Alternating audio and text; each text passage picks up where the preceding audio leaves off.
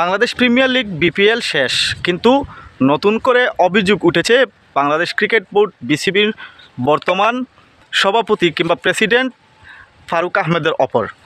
বলা হচ্ছে যে মিশরের 20,000 কোটি টাকার একটা কোম্পানি ওরাসকম কমিউনিকেশন, যারা 3 বছরের জন্য বাংলাদেশ প্রিমিয়ার লিগের ফ্র্যাঞ্চাইজির মালিকানা নিতে চেয়েছিল, কিন্তু সেই চিঠি নাকি ফারুক আহমেদ খুলেও দেখেননি। এছাড়াও আগের সভাপতি নাজমুল হাসান পাপন সাহেব থাকাকালীন Bangla Tigers Bangladesh Premier League বিপিএলের ফ্র্যাঞ্চাইজির মালিকানা নিতে চেয়েছিল, কিন্তু তিনিও সেটাকে পাত্তা দেননি, তাদেরকে মালিকানা দেননি। অথচ বাংলা টাইগার্সের মালিকও একজন বাংলাদেশি। তো এবার যেটা উঠেছে ফারুক আহমেদের ওপর, যে তিনি ফ্র্যাঞ্চাইজি মালিকানা দিতে চাননি। প্রশ্ন হচ্ছে যে আসলে বিদেশের কোম্পানিগুলোকে কিংবা বিদেশের মালিকগুলোকে মালিকানা দিলে সমস্যা কী, সেটা আসলে ক্লিয়ার করা দরকার। আমরা দেখেছি এবারের বিপিএলে আস্তে আস্তে বিপিএল থেকে বিদেশি নামিদামি প্লেয়াররা কিন্তু মুখ ফিরিয়ে নিচ্ছেন, আর এটার একটাই কারণ হচ্ছে পেমেন্ট ইস্যু।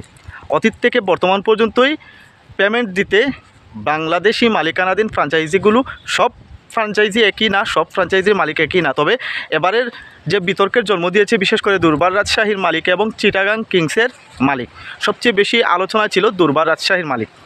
তো তারা যে আলোচনার জন্ম দিয়েছে, সেজন্য দেশে বিদেশে বাংলাদেশের এবং বাংলাদেশের ক্রিকেটের সম্মান অক্ষুণ্ণ হয়েছে। আগামীতে বাংলাদেশ প্রিমিয়ার লিগ আয়োজন করলে ভালো বিদেশি এবার যারা খেলতে এসেছে তারা আগামীতে আসবে কি না সন্দেহ আছে। এই জায়গাতে যদি সব ফ্র্যাঞ্চাইজি তো আর বিদেশে দিতে হয় না, যদি একটা কিংবা দুইটা ফ্র্যাঞ্চাইজির মালিক বিদেশি কোনো বড় কোম্পানি বা বিদেশিরা থাকে, তাহলে যেমন বিপিএলের ব্র্যান্ড ভ্যালু বাড়বে, বিপিএলের ব্র্যান্ডিং বাড়বে, প্রচারণা বাড়বে, তেমনিভাবে বিপিএলের মানও উন্নত হবে।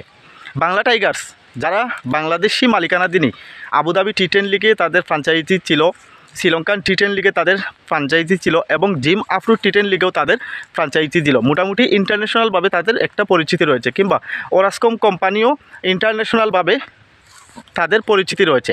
এখন এই ধরনের কোম্পানি, এই ধরনের ফ্র্যাঞ্চাইজিরা যদি বাংলাদেশ প্রিমিয়ার লিগে মালিকানা নেয়, যেমন দেশি বিদেশি বড় বড় প্লেয়ারদেরকে আনবে, তেমনিভাবে তারা এখানে ইনভেস্ট করবে, যেটা বাংলাদেশের ক্রিকেটের জন্য ভালো হবে।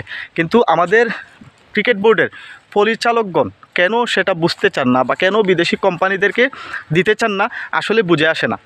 শ্রীলঙ্কা যদি দিতে পারে, জিম্বাবুয়ে যদি দিতে পারে, ওয়েস্ট ইন্ডিজ যদি দিতে পারে, আমরা দেখেছি যে ক্যারিবিয়ান প্রিমিয়ার লিগে শাহরুখ খানের একটি দল আছে ক্যারিবিয়ান নাইট রাইডার্স নামে, সেখানেও তো বিদেশিদেরকে তারা ফ্র্যাঞ্চাইজির মালিকানা দিচ্ছে।